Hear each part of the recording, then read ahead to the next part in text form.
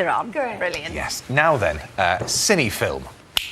It is indeed a great way to look back at family memories and for giving a little bit of a snapshot of how life used to be back in the good old days. Yes, but if you don't store the film carefully, well, you might be in for a real problem. Before camcorders, precious family moments were captured on film using the Cine camera. Many of us have films just like this in our homes, lying forgotten in attics and cupboards. If you do, beware, because our old films and all the memories they hold are at risk from an unexpected threat. Ordinary household mould. Running out of space in his home, Simon Duxbury stored his films first in his attic, then his workshop. When he retrieved them 6 years later, he was in for an unpleasant surprise. This was my grandfather's originally. We used to go to my grandfather's on Sunday afternoons for afternoon tea. Right. And sometimes the projector would come out with family films. Right. You can see the actual... Oh gosh, yeah, it's completely covered in sort of white. Yeah, it's dissolved the picture on the outside, isn't it? Yeah. And you finally put a reel through the machine, and what was your first reaction? I was horrified. The pictures have got this fuzz coming in from the sides and like little spider tracks or something across the pictures. There are local film archives across the country holding a cinematic record of life in the UK. Here at the North West Film Archive, when Mark Bodner examined Simon's movies, he realised an important source of history was at risk. This was a very enthusiastic filmmaker, and this, for instance, is a royal visit. Simon's collection contains a lot more than just family films. This is King George VI and the Queen Mother visiting Bury in 1938. Is this unique? It is unique. We have other films of this event, but they're all in black and white. So in sheds and attics and garages around the country, there could be films of national importance being affected by mould. Cinefilm has been with us for over a century, and popularity peaked in the 60s when it became more affordable. Soon, video took over and consigned home cinefilms to history, the archives and the risk of mould damage. And if the mould is left to run riot, the damage can be catastrophic. So what is this mould and why is it attacking our films? Professor Joanna Verron is a microbiologist at Manchester Metropolitan University.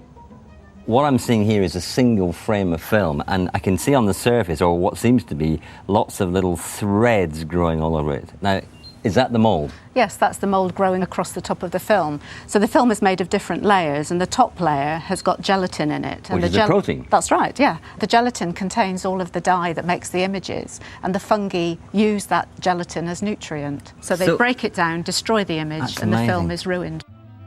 And the two worst offenders are Penicillium and Aspergillus, the kinds you find on mouldy food and in mildew. And there's the problem.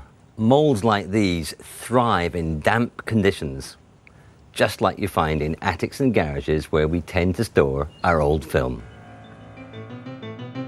And once the mould takes a hold, the damage is permanent.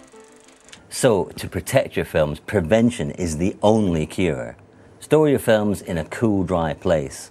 And don't be tempted to play them through a projector, as old cinefilm is very fragile.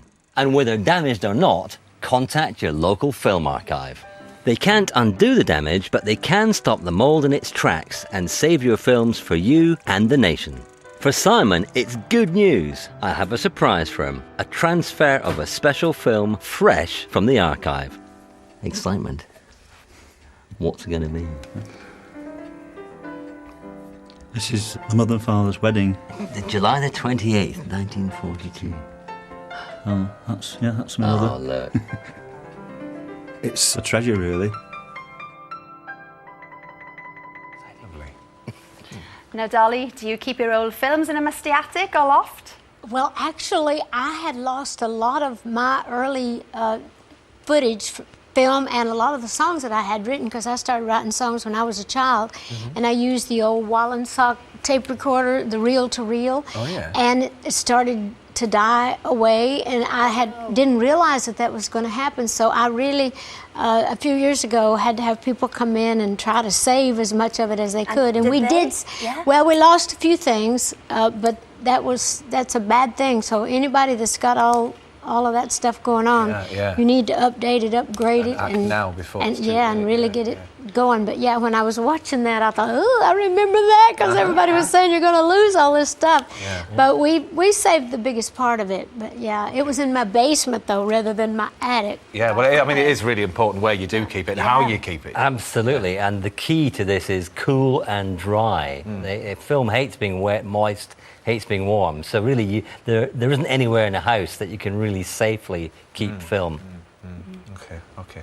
And you must have uncovered quite a lot of rare footage then in this project. Well, in the archive, I mean, you can. I mean, if you've got old film, it's always valuable because it may hand an insight into everyday things that aren't otherwise seen. So even if you have some old film and you don't think it's valuable, have a check with your film archive, because they will transfer it onto DVD for free for you. But otherwise, it's about 400 feet, costs you about £80.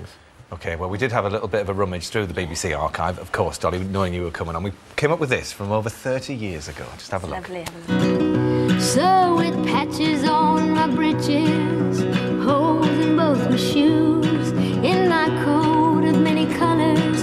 I hurried off to school just to find the others laughing and making fun of me and my coat of many colours that Mama made for me. There we are. What about that? Was that on this show? It was Not this precise in our archive, though. Yeah. And No, I mean, I know you weren't that age. You weren't even a thought by then, but that must have been, what, at least 30? Yeah, 32 years, 32 years ago. But we'll give you a copy of that and we'll keep it safe. Yeah, and I was just playing that with those fingernails, wasn't it? Now, on a different note, do you have a house by the sea? Well, actually...